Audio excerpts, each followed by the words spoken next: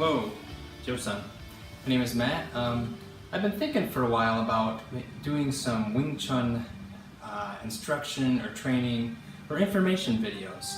I've been training in Wing Chun for several years at Chan's Kung Fu School in West Michigan. So if any of you are in the area, it's a good place to learn about Wing Chun. He does Wing Chun Kung Fu, Jow Ga, Judo, and Tai Chi forms. He has a lot of good insights, and he's learned from I Ching and Samuel Kwok and Stephen Swift as part of his lineage, and I Chun, which are, of course, you'll recognize the sons of Ip Man.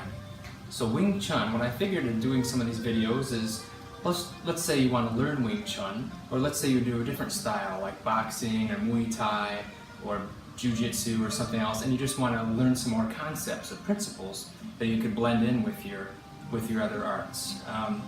In recent times, I've been looking for ways to improve my Wing Chun and even blend other things into it, probably like in the spirit of Jeet Kune Do, where Bruce would take things that were effective for him and implement them to find his own style, his own system. So this is my attempt to just kind of share some knowledge and in a low-key sort of way. I'm not a Sifu, I've been a student for a while, but I'm always learning. We're all always learning. So what I figured today I would talk about is some of the origins of Wing Chun. In Cantonese, Wing Chun could be something like beautiful springtime.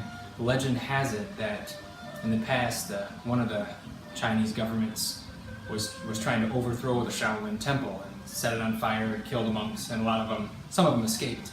And one of them was an abbess, a woman named Mui, and when she was in her travels, she ran into a girl named Wing Chun. Some people say Wing Chun was in a lot of fights or a lot of bullies. I think it was just for like self-protection. But what this abbess noticed is one day, according to the legend, she watched a snake and a crane fighting. And if you think about it, like you think of a snake like a cobra, or they find their angle and then shoot straight forward. Same with the crane, with the beak. So basically, Wing Chun is a system that relies upon straight line theory. Basically, the theory that the shortest distance between 2 points is a straight line, whereas a straight punch could be accomplished also by a hook or by an elbow or an uppercut. But basically, straight line theory is part of Wing Chun. And so a lot of Wing Chun involves straight line attacks, forwards and backwards, and even to angles to find better placement. Like say you're a strong opponent who's taken up the middle, you just can't get through. Like with a lot of arts, you can move at angles and find an opportunity for striking or attacking. And that's one principle, is the straight line theory. Another principle of Wing Chun, of course, is rooting and grounding, where you'll watch in some of our forms how we kind of sink a little bit, like with judo, like with many other arts.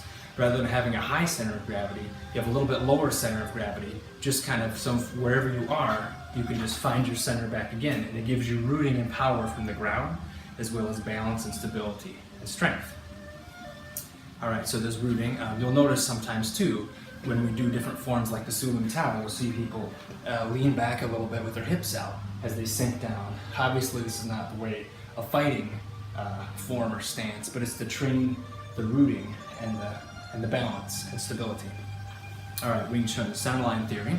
Let's see, another expression you'll hear in Wing Chun is that the Wing Chun punch comes from the heart.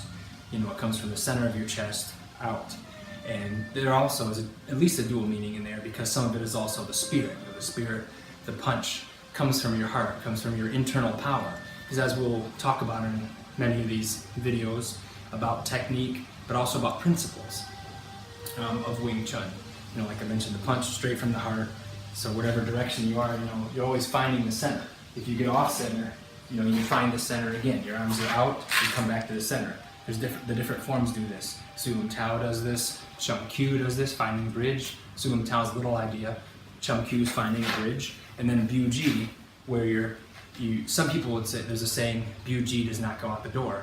Sometimes it means, people have thought it meant private knowledge. Some because it's dangerous to people, because there's the thrusting fingers. Other times it's for just recovery. That's a lot of times you think of that. When you get stuck in some situation, how do you recover?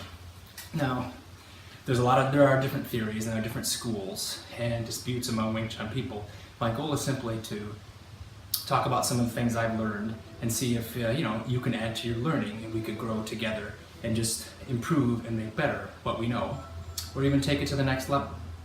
And I think a good thing I like about Wing Chun, besides the similar length, we have drills, there's principles and actions, or skills, techniques. There we go. That's what I'm looking for.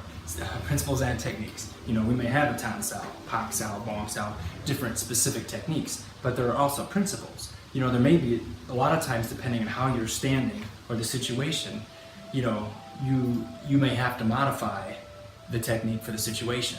Or also too, one thing that's good about that is with the principles basis, there's never only one right answer. You train things, we do Chi Sao, you do different drills and techniques so that when you need to use your skills, they're automatic.